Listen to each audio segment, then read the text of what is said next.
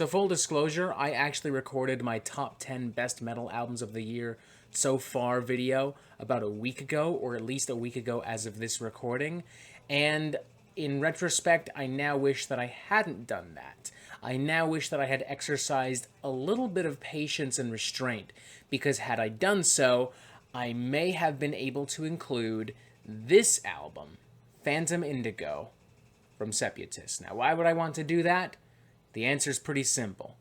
Shit fucking slaps, my dude.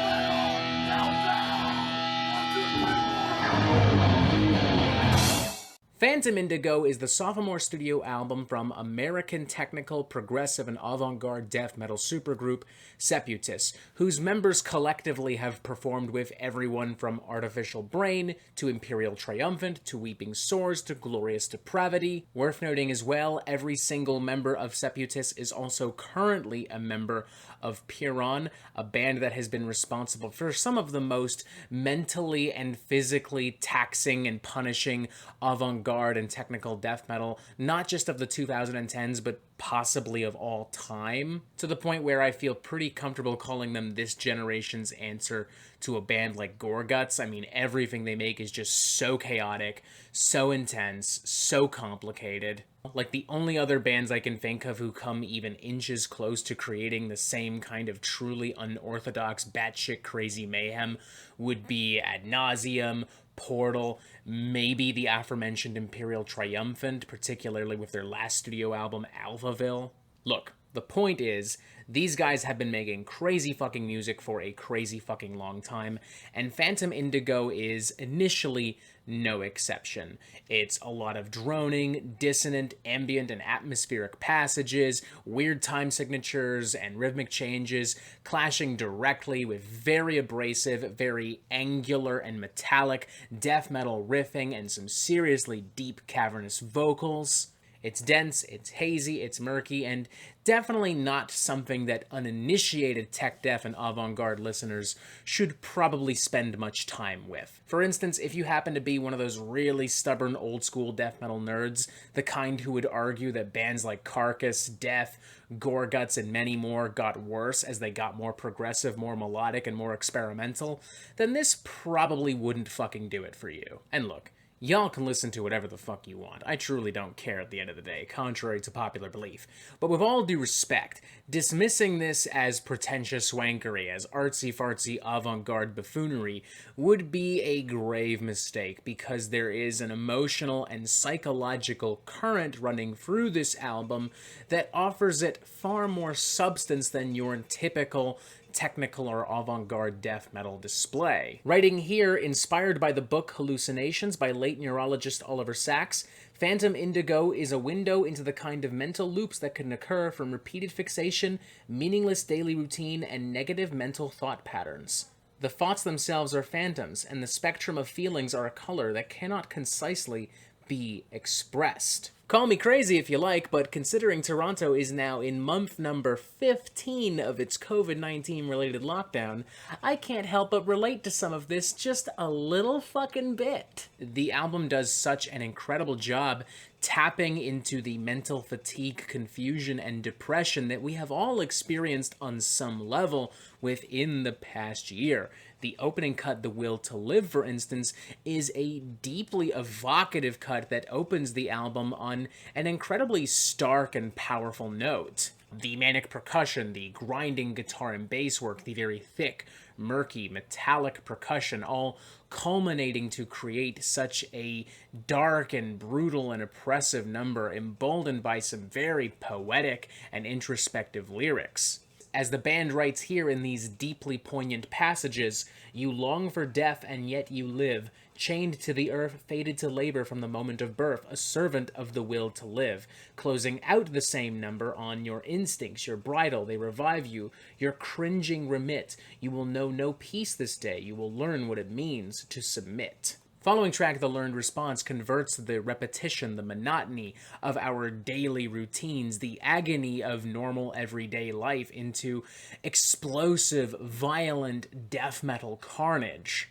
A carnage that remains focused and transparent even as the track continues to evolve, even as slower, slimier grooves are brought into contrast with the surgically precise, chaotic avant-garde manicy. A pattern that continues with tautology, initially feeling like a relatively straightforward kind of sludgy death metal song, before evolving into something genuinely pretty horrific. There are a lot of wailing guitars and vocals that make this feel like something pulled out of a literal nightmare. Particularly with these lyrics, which are probably some of the most haunting and monstrous across the entire album. I won't spoil too much in that regard, but let's just say if A24 ever decided to make like a super artsy sci-fi horror film, this would fit in just fine. Now, one could argue that from here on, the album begins to lose just a wee bit of steam, as the tracks do become inherently more bloated as the runtimes stretch on for longer periods,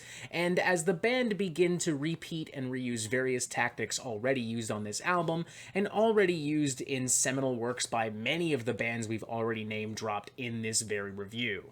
And you're not wrong, for the record. It was something I even thought on my very first listen.